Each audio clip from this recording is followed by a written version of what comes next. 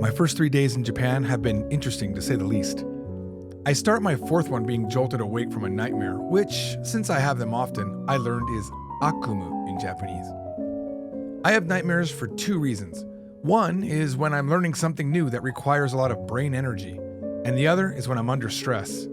I'm not sure if this last nightmare is because of all the Japanese I'm learning, or the very scary man that might be my stalker that I met on the way to the vegetable store yesterday.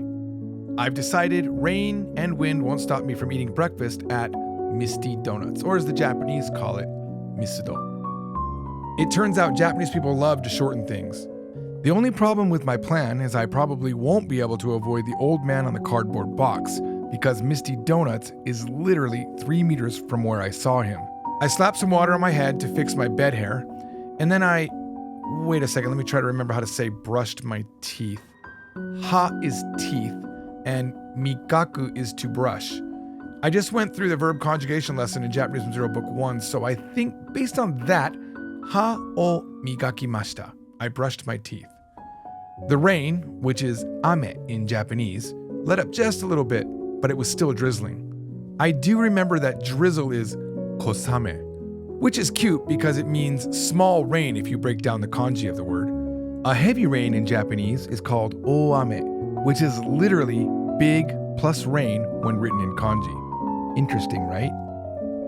Once outside, I did my best to stay dry by hopping from store awnings to bus stops back to store awnings. As I got close to Misty Donuts, I was also getting close to where the old man was. My fear grew, but so was the growling in my onaka, which means stomach. I was careful to keep my eye out for the old man, but I didn't see him. Upon entering the store, the staff screamed, "Irashaimase!" And as if on cue, the rain picked up and lightning shot across the sky.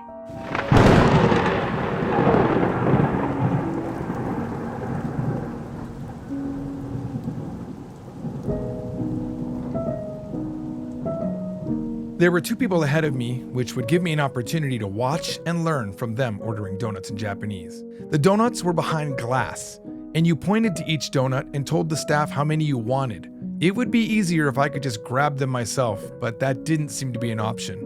The first lady ordered 3 French crullers. She said, "Furenchi cruller o 3つください." I flashed back to the counting lesson in Japanese from Zero. Depending on the shape of an item, you count them differently in Japanese. She was using the generic counter, which the book said you can use for almost anything, and that's exactly what I planned on doing. It took me forever to remember hitotsu, futatsu, mitsu, yotsu. The next person in line was a businessman. He pointed to something called a fruit stick, or furutsu stick in Japanized English. The fruit sticks were long and round.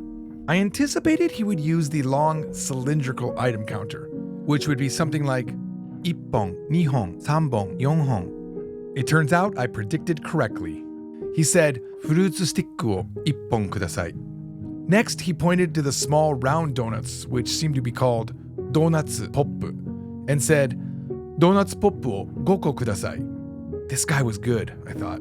Of course he's good, he's Japanese.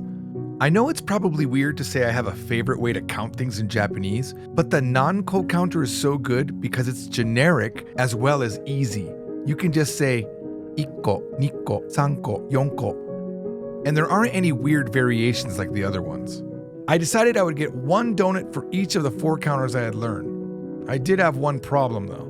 I didn't see any flat donuts to use the flat nammai counter. Finally, it was my turn. I almost choked as the man behind the counter said, "どうなさいますか?" I pointed to the chocolate donut pops and said, "Donatsu pop o 1個ください." He repeated it back. はい、ドーナツポップを1つ. Okay, so he's responding using the ikutsu counter. Interesting. Next, I pointed to a long, cylindrical eclair with strawberries on top and said in my best-sounding Japanese English, "Strawberry eclair o 3本ください." Dang it. I meant to say 1本 for 1, but accidentally ordered 3. As he placed the first one on the tray, he said, "Ichigo eclair o 3つですね." I considered eating 3, but I decided to fix my mistake and said, すみません、1本だけです. I surprised even myself. How did I remember that dake means only? He said, はい、Kashikomarimashita, and put the second eclair back in the display. Since none of the donuts were flat, I decided to use the generic counter next. Unfortunately, with my zero katakana skills, I had no idea how to read the name of the donut I was looking at. So I pointed to it and asked what it was. これは日本語で何ですか? エンゼルクリームです. I said thank you, then ordered two.